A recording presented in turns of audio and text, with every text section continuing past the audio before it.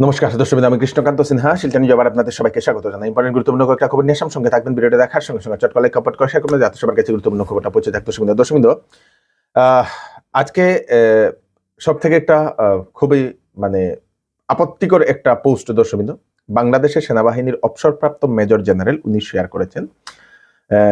সেটা নিয়ে আপনাদের মতামতটা কি সেটা আপনারা জানাবেন। স্পেশালি যারা নর্থ ইস্টে যারা আছেন, উত্তর পূর্বাঞ্চলে যারা আছেন, সবার কাছে একটু রিকোয়েস্ট, আপনারা আপনাদের মতামত প্রকাশ করবেন। সেই বাংলাদেশ সেনাবাহিনীর অবসরপ্রাপ্ত মেজর জেনারেল উনি ফেসবুকে কি পোস্ট করেছেন, যদি ভারত এবং পাকিস্তানের মধ্যে যদি যুদ্ধ হয় তাহলে বাংলাদেশকে চীনের সাহায্য নিয়ে বলেছে যে চীনের সাথে যৌথ সামরিক ব্যবস্থা নিয়ে ভারতের যে সেই নর্থ ইস্ট যেটা আছে সেভেন সিস্টার, সেই তার উপর আক্রমণ করে সেটা বাংলাদেশের আওতায় নিয়ে যাওয়ার জন্য এরকম উনি একটা মন্তব্য সামাজিক মাধ্যমে প্রকাশ করে দিয়েছেন। মানে 7 রাজ্য নর্থ ইস্ট দখল করার জন্য উনি চিন্তা করছেন।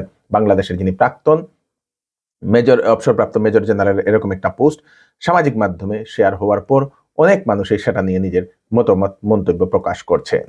এটা কি সত্যিকারের সম্ভব কিনা আপনারা নিশ্চয়ই আপনাদের মতামত নিশ্চয়ই প্রকাশ করবেন। দর্শকবৃন্দ, আগামীকালকে হচ্ছে পঞ্চায়েত নির্বাচন এবং যারা পোলিং অফিসার্সরা সবাই ওনারা রওনা হয়েছেন এবং রওনা দিতে একজন পোলিং অফিসারের মৃত্যু হয়েছে হার্ট অ্যাটাকের কারণে আমাদের শিলচরে। দর্শকবৃন্দ, আইএসবিটি থেকে সেই পোলিং অফিসার উনি যাচ্ছিলেন সেই ইয়ের জন্য দর্শকবৃন্দ, উদ্দেশ্যে ওনার যে গন্তব্যস্থল ওনার ডিউটি পড়েছিল সোনাই সমষ্টি নগদির গ্রাম, সেই নগদির গ্রাম অঞ্চলে। তারপরে যাওয়ার সময় রওনা হওয়ার সময় ওনার হঠাৎ হার্ট অ্যাটাক হয়। হার্ট অ্যাটাকের কারণে ওনার মৃত্যু হয়েছে। দর্শকবৃন্দ, সেই পোলিং অফিসারের নাম হচ্ছে নুরুল হক চৌধুরী। উনি স্বাস্থ্য বিভাগের ইন্সপেক্টর হিসাবে উনি আছেন। দর্শকবৃন্দ, স্বাস্থ্য বিভাগের কর্মচারী। উনার বাড়ি হচ্ছে আপনাদের সেই হাইলাকান্দি রোডের কাঁঠাল রোড পয়েন্টে উনার বাড়ি। মিস্টার নুরুল হক চৌধুরী হাইলাকান্দি রোড কাঁঠাল পয়েন্টের বাসিন্দা, সুরানা মোটরের পাশে। তো উনি রুরাল হেলথ ইন্সপেক্টর হিসাবে কর্মরত ছিলেন। তো আজকে অদ্য সকাল ঠিক 4:30 অনুমানিক উনি ইলেকশন ডিউটির জন্য নগদিরগ্রাম দিদারকুশে ওনার ইলেকশন ডিউটি পড়েছিল। ওই ইলেকশন ডিউটির জন্য উনি রওনা হচ্ছিলেন। ব্যাগটেক নিয়ে ঘর থেকে বেরোনোর সময় হঠাৎ ওনার শারীরিক অসুবিধা দেখা দেয় এবং ওই সময় ওনার হঠাৎ অকাল মৃত্যুতে আজকে আমরা অনেক এলাকাবাসী শোকাহত। কারণ উনি একজন চাকরিজীবী হলেও একজন বিশিষ্ট সমাজসেবীও ছিলেন। এই সমাজের অনেক উন্নতিতে উনি কাজ করেছেন। তো আজকে সেই অবস্থাতে আজকে সরকারের ডিউটি করতে গিয়ে তড়িঘড়ি করে ডিউটিতে যাচ্ছিলেন, 4:30 বা অনুমানিক বেরিয়ে যাচ্ছিলেন ব্যাগট্যাগ নিয়ে, কিন্তু হঠাৎ শারীরিক অসুস্থতা হয় এবং ওই সময় ওনার স্ট্রোক হয়। পরে আমরা জানতে পারলাম, কারণ অসুবিধা দেখে আমরা সঙ্গে সঙ্গে ওনাকে নিয়ে গেলাম শিলচর মেডিকেল কলেজে। ওখানে যেতেই তারপরে ওখানে যেতে আর সময় পাওয়া যায়নি। ওখানে যেতেই ওনার ওই অকাল মৃত্যু ঘটে। তখন ডাক্তার থেকে জানতে পারলাম যে হঠাৎ করে স্ট্রোকের জন্য ওনার অকাল মৃত্যু হয়। ভারতের হামলার ভয় পাকিস্তানের উপর। দর্শকবৃন্দ, ভারতের হামলার ভয় পাকিস্তানের উপর। হঠাৎ পাকিস্তান অকুপাইড কাশ্মীরের বিমান পরিষেবা বাতিল করলো পাকিস্তান। দর্শকবৃন্দ, আমাদের যিনি গৃহমন্ত্রী অমিত শাহজি উনি কি বলেছেন? উনি বলেছেন ভারত এখন যুদ্ধের জন্য ভারত এখন তৈরি।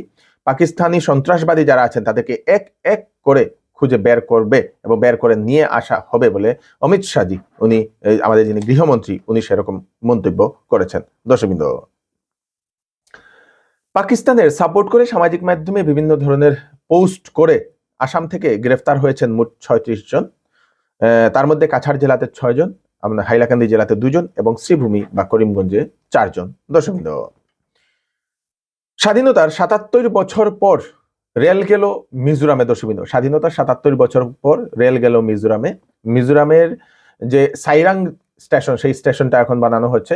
ট্রায়াল শেষ হয়ে গেছে। দর্শকবৃন্দ, ট্রায়ালে সাকসেসফুল সেটা হয়ে গেছে। মানে সেই ট্রেনটা সেই সাইরেঙে গিয়ে পৌঁছে গেছে মিজোরামে এত বছর পরে। দর্শকবৃন্দ, এবং হয়তো শীঘ্রই সেটার যে সম্পূর্ণ যাতায়াত ব্যবস্থা আমাদের মিজোরামে সেটা চলবে। দর্শকবৃন্দ, শীঘ্রই সেটা চলবে। আপনারা যদি রেলে সফর করছেন বা করার জন্য প্ল্যান করছেন, তার আগে আপনারা জেনে নিন রেলের নতুন নিয়ম। 1 মে থেকে রেলের নতুন নিয়ম বদলি হয়ে যাবে। দর্শকবৃন্দ, এখন থেকে কারো যদি ওয়েটিং লিস্টের যদি টিকিট থাকে, চাहे সেটা আপনাদের স্লিপারে হোক এসিতে হোক, ওয়েটিং লিস্টের টিকিট নিয়ে স্লিপারে বা এসি কোচে ঢুকতে পারবে না। রেল বিভাগের সেরকম নতুন নির্দেশ। ওয়েটিং থাকলে আপনারা আর যেতে পারবেন না, আপনাদেরকে নামতেই হবে, সেটা রেল বিভাগ সেটা জানিয়ে দিয়েছে। দর্শক বিন্দু, প্যাসেঞ্জারের অনেক অসুবিধা হয়, সেই অসুবিধার কারণে এই নতুন ব্যবস্থা নিয়ে নেওয়া হয়েছে। জেনারেলি কি হয়, রেল ডিপার্টমেন্ট বা রেল কোচগুলির কথা বলছি, রেল কোচগুলিতে কি হয়, স্লিপারের যারা ওনারা ঢুকেন এবং যারা ওয়েটিং এ থাকেন ওনারা টিকিট নিয়ে সেখানেই দাঁড়িয়ে এদিকে এদিকে বসে যান। তো যারা কনফার্ম থাকেন ওনাদের অনেক অসুবিধার সম্মুখীন হতে হয়। তার জন্য রেল বিভাগ এই নতুন নিয়ম করেছে যে ওয়েটিং টিকিট নিয়ে আর ঢুকা যাবে না, কনফার্ম হলেই আপনারা যেতে পারবেন, সেটা বলে দিয়েছে। দর্শক বিন্দু, হজ যাত্রীদের জন্য সুখবর। শিলচরের ফাটক বাজারের চৌধুরী টেক্সটাইল এইবার সমস্ত হজ যাত্রীদের জন্য সমস্ত হজের কাপড় বিনা মুনাফায় ওনারা বিক্রি করছেন। তাছাড়া দেওয়া হচ্ছে বিবাহের কাপড়ে 20% পর্যন্ত ডিসকাউন্ট। 7,999 টাকার কেনাকাটা করলে পাবেন আকর্ষণীয় গিফট এবং 14,999 টাকার কেনাকাটা করলে পাবেন আকর্ষণীয় গিফট। চৌধুরী টেক্সটাইল, ফাটক বাজার, শিলচর। তাড়াতাড়ি চলে আসুন। ওয়েডিং সিজন উপলক্ষে শ্যামসুন্দর জুয়েলার্স আপনাদের জন্য নিয়ে এলো HUID সার্টিফাইড হলমার্ক গহনার নিত্য নতুন কালেকশন এবং সঙ্গে পাচ্ছেন সোনার গহনার মজুরির উপর 40% ছাড় এবং ডায়মন্ডের উপর 15% ছাড়। এছাড়াও এখানে পাবেন পুরাতন সোনার বিনিময়ে নতুন গয়না নেওয়ার সুযোগ। তাড়াতাড়ি চলে আসুন Shyamsundar jewellers, central road, Silchar. যারা এখনো ঘর আবেদন করেননি, সরকারি ঘর যারা আবেদন করেননি এবং যারা আবেদন করতে চাইছেন ওনাদের জন্য সুখবর। আসামের মাননীয় মুখ্যমন্ত্রী ডক্টর হিমন্ত বিশ্ব শর্মা মহোদয় সেই সুখবরটা দিয়েছেন, বলে দিয়েছেন যে 10 মে থেকে 15 দিন জনসাধারণকে সেলফ জিও ট্যাগিং করার জন্য সময় দিয়ে দেওয়া হবে। সেলফ জিও ট্যাগিং মানে নিজেই জিও ট্যাগিং করতে পারবেন, নিজেই নিজের ঘর উঠাতে পারবেন অ্যাপে। তার জন্য মুখ্যমন্ত্রী বলে দিয়েছেন যে সেলফ জিও ট্যাগিং এর জন্য আবার 10 মে থেকে শুরু হবে। যারা এখনো করেননি জিও ট্যাগিং ওনাদের জন্য এই বিশেষ সুবিধা আসতে চলেছে। আগামীকালকে পঞ্চায়েত নির্বাচন এবং পঞ্চায়েত নির্বাচনের জন্য ড্রাই ডে থাকবে বিভিন্ন জায়গাতে। তো আপনারা সেই হিসাবে আপনারা বুঝে শুনে আপনারা ক্রয় করে নেবেন। সেই মানে নির্বাচনের দিন যে জায়গাগুলোতে নির্বাচন হবে সেখানে ড্রাই ডে থাকবে এবং রেজাল্টের দিনেও ড্রাই ডে থাকবে। দর্শকবৃন্দ, বাণিজ্যিক রন্ধন গ্যাসের সিলিন্ডারের দাম কমলো 17 টাকা। দর্শকবৃন্দ, বাণিজ্যিক যে সিলিন্ডার যেটা আছে সেই রন্ধন গ্যাসের দাম 17 টাকা কমলো। আপনারা যারা এটিএম থেকে যারা টাকা উইথড্র করছেন তাদের জন্য হচ্ছে বিশেষ একটা খবর। সেই আরবিআই এর নির্দেশ মতে 1 মে থেকে এটিএম থেকে যদি আপনারা টাকা উইথড্র করেন, যদি আপনাদের 5টা ট্রানজ্যাকশনের উপরে যদি হয় তাহলে 2 টাকা থেকে 30 টাকা পর্যন্ত আপনাদের চার্জ কাটবে। মিনিমাম 5টা ট্রানজ্যাকশন ফ্রি, 5টা ট্রানজ্যাকশনের উপরে হলে 2 টাকা থেকে 30 টাকা পর্যন্ত তাদের চার্জ কাটবে বলে সেটা জানিয়ে দেওয়া হয়েছে। যে কোনো ব্যাংকের এটিএম আপনাদের। দর্শকবৃন্দ, আইএমডি এর সতর্কবাণী, আইএমডি এর অ্যালার্ট। উত্তর পূর্বাঞ্চলের বিভিন্ন প্রান্তে আগামী 24 ঘন্টা বৃষ্টিপাত হবে। বরাকভ্যালিতেও বৃষ্টিপাত হওয়ার সম্ভাবনা। দর্শকবৃন্দ, ঝড় তুফান হবে। কাছাড় জেলার সুনাই সমষ্টির আইজল রুট নতুন যেটা রাস্তা বানানো হচ্ছে সেই ভারতমালা প্রকল্পের, সেখানে কাজীডহর গ্রামে দুঃসাহসিক চুরি। ঘরে না থাকার সুযোগ উঠিয়ে চুর ঘরে তালা ভেঙে ঢুকে সমস্ত কিছু জিনিসপত্র, সোনা গয়না, টাকা পয়সা সবকিছু নিয়ে যায়। ব্যক্তির নাম হচ্ছে বিজান সিংহ। উনি বাড়িতে ছিলেন না এবং উনি বাড়িতে এসে দেখেন উনার বাড়ির সমস্ত কিছু এলোমেলো, ভাঙ্গা তালা। দর্শকবৃন্দ, পুলিশের কাছে এফআইআরও দিয়ে দেওয়া হয়েছে। আচ্ছা, এই গতকালকে যে কাণ্ডটা এটা হইলো আমরা নতুন ভারতমালা রাস্তার একদম কিনারেই। আমরা যখন এর আগে রাস্তাটা বানানোর আগে আমরা এটা গেট ভালো বা ওয়ালটা ভালো আছিল, ওই সময় আমরা কিছু একটা মানে খারাপ ভালো মানে সিকিউরিটি ভাবে পাই আর কি। কিন্তু এখন দেখি জায়গা ল্যান্ডটা পারচেজ করার পরে এখানে নিজেদের ওয়ালটাও ভাঙিয়ে পড়লো, গেটটাও ভাঙিয়ে পড়লো।